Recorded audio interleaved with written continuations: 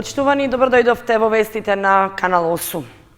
Продолжува гасењето на шумскиот пожар кај селото Главовица. На терен интервенираат пожарникарите од територијалната противпожарна единица и доброволното противпожарно друштво од Кочани, како и нивните колеги од Виница, Делчево и Пехчево. Тони Ајтовски со деталите. Шумскиот пожар кај селото Главовица на Осоговските планини се уште е активен. На терен во изминатите 3 дена се пожарникарите од територијалната противпожарна единица и доброволното противпожарно друштво од Кочани, кои интервенираат во локализирањето и гаснењето. Покрај тешко пристапниот и стрмен терен, голем проблем представува и ветерот што помага во брзото ширење на пламенот. Поради тоа и покрај напорите на противпожарните екипи, пожарот не може лесно да се стави под контрола. Ситуацијата е алармантна. Огино уште горе неконтролирање, ветеро, но стоп го менја правец. И сме сами од 5 сата тука, пожарната е мобилизирана, од Виница има. И доброволци од Делчево и Пехчево се ни на помош. И чекаме од Каменица да дојде на воз 3-4 пожарникари. Не е непристапен терен, неконтролирано уште горе, немаме денеска подршка од воздух и така. Со пожртвувана интервенција на пожарникарите, спасени се неколку куќи во Главовица, до кои се приближиле огнените јазици. Пожарот веќе уништи околу 100 хектари нискостеблеста и дабава шума. Приоритет на противпожарните екипи да го спречат ширењето на пожарот кон повисоките падини на Осоговијата.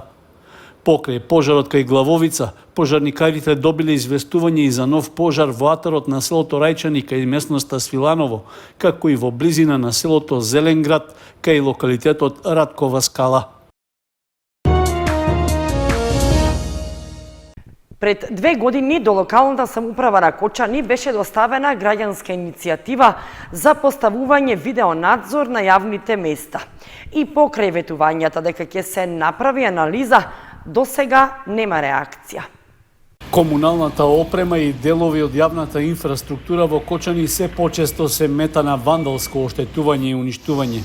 Мерките што досега се преземени воопшто не даваат ефект. Ниту безбедноста во сообраќајот на главните градски улици не е доволна, особено во почитувањето на законските одредби за паркирање на поголемите крстосници. Поради тоа, се почесто е барањето во јавноста за поставување видеонадзор на јавните простори.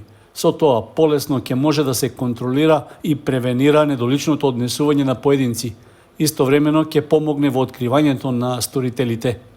Исто така ќе се обезбеди и заштита на општинскиот имот, а ќе се подигне нивото на безбедност на јавно-прометните површини. Пред 2 години на седница на Советот на општина Кочани беше поставено советничко прашање во врска со граѓанската иницијатива.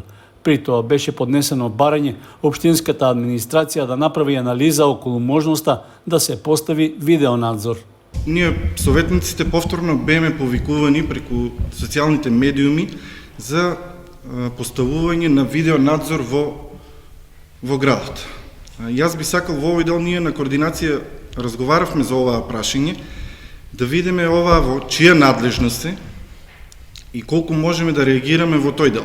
И да излеземе со соопштение дали е во наша надлежност ова.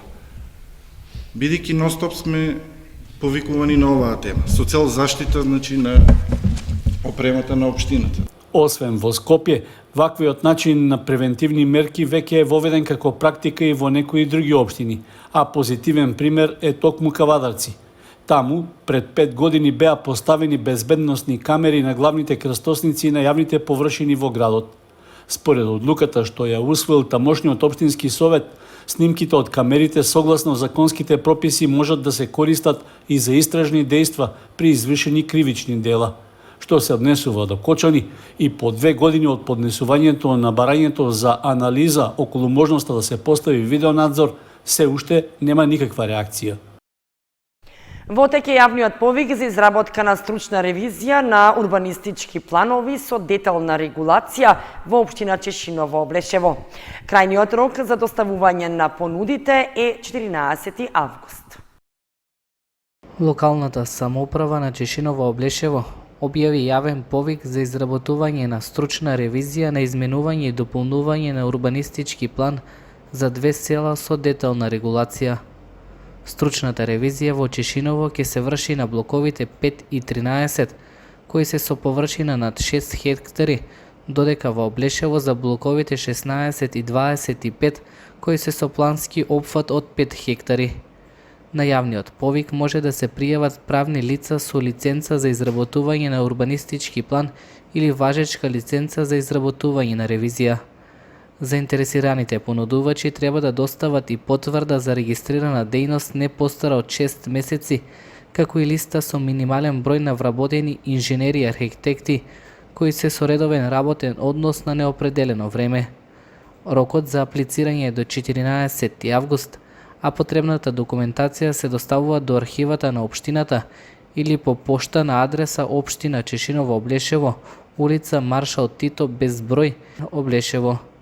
Подетални информации во врска со повикот може да се пронајдат на официјалната веб страница на Општина Чешиново Облешево.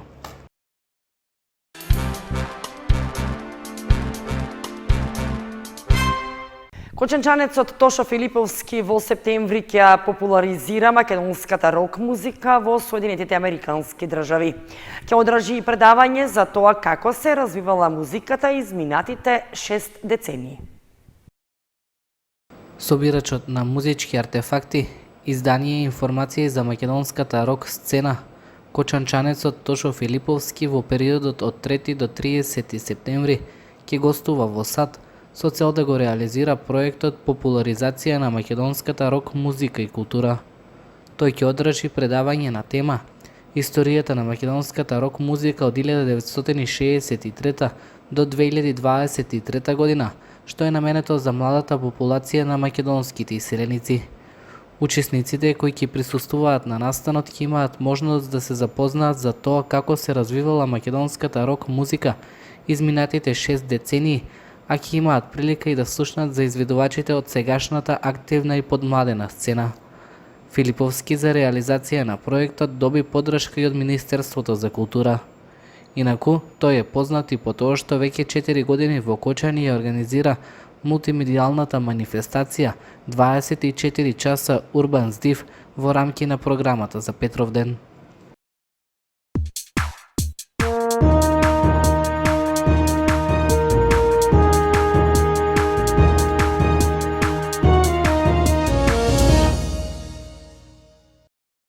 Екипите на Амфенол и Аледар Премиум ќе играат финале на турнирот во фудбал на Илиденските спортски игри во Зрновци. Надпреварот е закажан за среда на повеќе наменското спортско игралиште Васе Ангелов.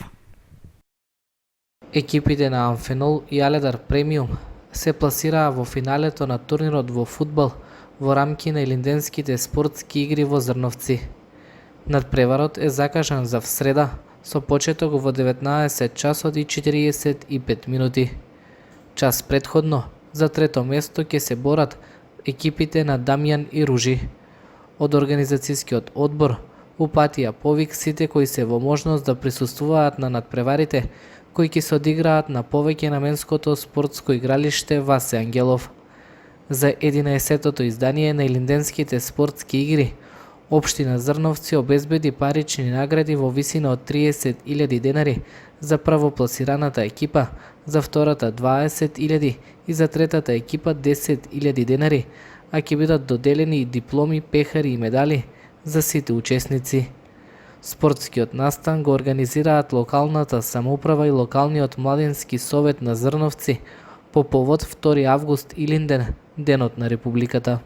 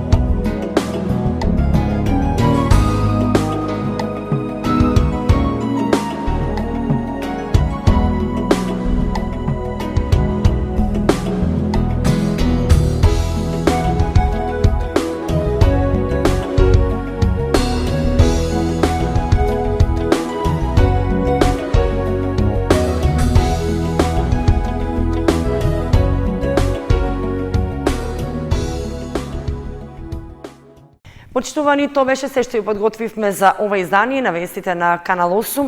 Следете ни на нашата веб страница kanal8.mk. Довидување.